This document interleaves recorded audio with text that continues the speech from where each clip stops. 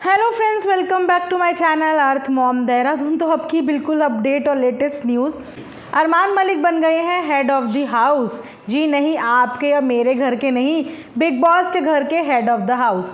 अब अगर कोई भी उपाधि आपको मिलती है तो उसके साथ साथ आपको रिस्पॉन्सिबिलिटी भी मिलती है, यानी कि एडवांटेज और डिसएडवांटेज दोनों साथ ही साथ चलती हैं।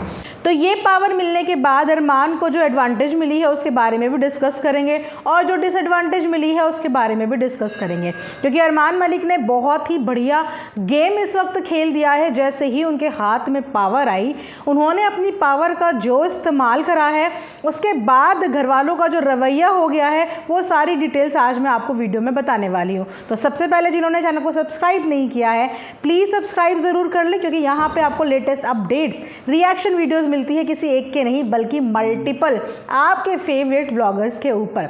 तो दोस्तों, बिग बॉस के हाउस में टास्क जीतने के बाद अरमान मलिक को पावर मिली है हेड ऑफ़ द हाउस, यानी कि इस बार नॉमिनेशन पूरे के पूरे अरमान मलिक के हाथ में है।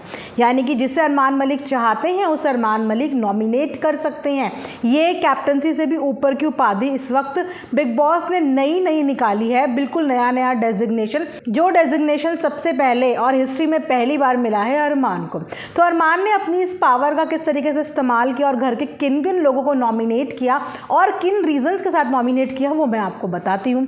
तो ऑलरेडी अरमान मलिक पूरे सीजन के लिए नॉमिनेटेड हैं, जानते ही हैं, भूले कहाँ हैं अभी आप लोग। थप्पड़ वाले कांड की वजह से अरमान मलिक तो पूरे सीज़न के लिए नॉमिनेट है। तो वो तो बाय डिफ़ॉल्ट ही, चाहे उनके पास कोई भी पावर आ जाए, उन्होंने नॉमिनेशन में रहना ही रहना है। उसके अलावा जो इस बार बाय डिफ़ॉल्ट नॉमिनेशन में है वो है अदनान, क्योंकि अदनान ने भी बिग बॉस के घर का अहम नियम उल्लंघन किया था। उन्होंने बाहर की बातें करी थी, जिसकी वजह से वो भी इस नॉमिनेशन में नॉमिनेटेड हैं। तो दो तो ऑलरेडी नॉमिनेट हो गए, यानी कि अरमान मलिक और अदनान। उसके अलावा अरमान मलिक ने अपनी पावर का इस्तेमाल करते हुए किन 4 सदस्यों को नॉमिनेट किया, उनके नाम मैं आपको बता देती हूँ। तो अरमान मलिक ने नॉमिनेट किया है विशाल पांडे को, जो भी बाय डिफ़ॉल्ट उनकी आई थिंक हर बार की पावर में आएंगे ही आएंगे। उसके अलावा उन्होंने नॉमिनेट किया है सना सुल्तान को, सना मकबूल को। उसके अलावा उन्होंने नॉमिनेट किया है चौथे बंदे लव कटारिया को, जो रिसेंटली उनके एक बहुत अच्छे राइवल बने हुए हैं।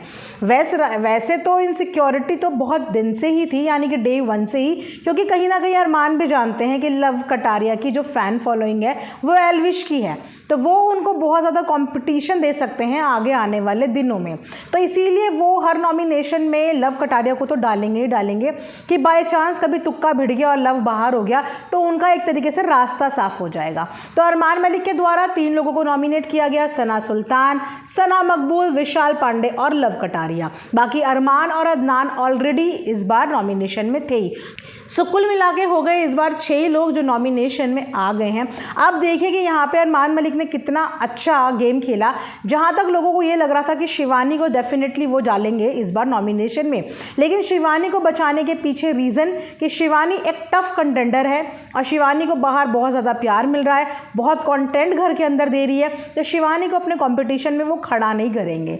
तो इसीलिए उन्होंने कुछ ऐसे लोगों को ऐड ऑन किया, जैसे कि सना सुल्तान और सना मकबूल, जिनकी वजह से वो नॉमिनेशन से बच सकते हैं, क्योंकि अरमान मलिक फिर भी कंटेंट दे रहे हैं, लेकिन जो उन्होंने बाकी के 2 लोग ऐड करे हैं वो कहीं ना कहीं अरमान मलिक के आगे फीके पड़ सकते हैं। तो यहाँ पे अरमान मलिक ने शिवानी को नॉमिनेट ना करते हुए सना मकबूल और सना सुल्तान को भी इस नॉमिनेशन में डाला, और हाई चांसेस हैं इस चीज़ के कि इस बार के नॉमिनेशन में सना सुल्तान घर से बेघर हो सकती हैं, क्योंकि वो बहुत ज़्यादा कंटेंट दे भी नहीं रही हैं और थोड़ा सा डल भी साउंड करती हैं। अब कहानी में ट्विस्ट, जैसे कि मैंने बताया कि हर पावर के साथ साथ कुछ डिसएडवांटेज भी आती है। अब क्योंकि ये हेड ऑफ़ द हाउस है, तो इनके पास ये पावर दी, जिस पावर का इस्तेमाल करके उन्होंने डायरेक्टली नॉमिनेशन में डाल दिया 4 लोगों को, लेकिन इनकी पावर को भी चैलेंज करने का टास्क अरेंज कर दिया है बिग बॉस ने। जी हाँ, नेजी को बिग बॉस ने एक और टास्क के लिए पूरा बताया है। अभी ये टास्क पूरा का पूरा लाइव फीड में नहीं आया है, लेकिन जितनी इन्फॉर्मेशन मेरे पास है मैं वो आपको बताती हूँ। नेजी, कृतिका, रणवीर, साई केतन और शिवानी टोटल बचते हैं 5 लोग।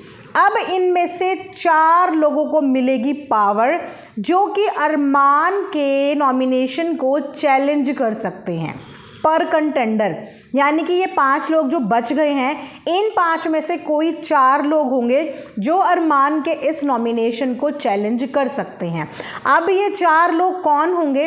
वैसे तो अगर देखा जाए, अगर लॉजिक बोले तो लॉजिकली तो कृतिका को नहीं रखना चाहिए इन 4 में, क्योंकि कृतिका और अरमान एक तरीके से देखा जाए तो एक ही टीम है, तो वो तो चैलेंज नहीं करेगी। लेकिन गेम तब पलट सकता है जब कृतिका ना हो के बाकी के 4 लोग होते हैं। वैसे नेजी के ऊपर ये डिसीज़न है, नेजी को ये दिया गया है कि वो किन्हीं 4 लोगों को सिलेक्ट करेंगे। उसके बाद एक एक्टिविटी एरिया में एक टास्क का भी अरेंजमेंट हुआ है एंड आई थिंक उस टास्क के दौरान ही ये पावर्स दी जाएगी कि अरमान के दिए हुए नॉमिनेशन को जो कंटेस्टेंट हैं वो चैलेंज कर पाएंगे। उसके बाद हमें फाइनली पता चलेगा कि कौन है। फिलहाल अरमान ने तो अपने हिसाब से 4 लोगों को नॉमिनेट कर दिया है। अब बाकी के 4 लोग उन 4 लोगों को रहने देते हैं या अरमान के इस डिसीज़न को क्या करते हैं, चैलेंज। ये हमें आगे की लाइव फीड में देखने को मिल जाएगा। जैसे ही कोई अपडेट आएगी मैं आप लोगों के साथ डेफिनेटली शेयर करूंगी। तब तक जिन्होंने चैनल को सब्सक्राइब नहीं किया है प्लीज़ सब्सक्राइब कर दो, वीडियो को लाइक कर दो और कमेंट सेक्शन में अपना फेवरेट कंटेस्टेंट का नाम लिखना मत भूलना। मिलेंगे नेक्स्ट वीडियो में, तब तक अपना ध्यान रखिए। Thanks for watching earth mom Dehradun.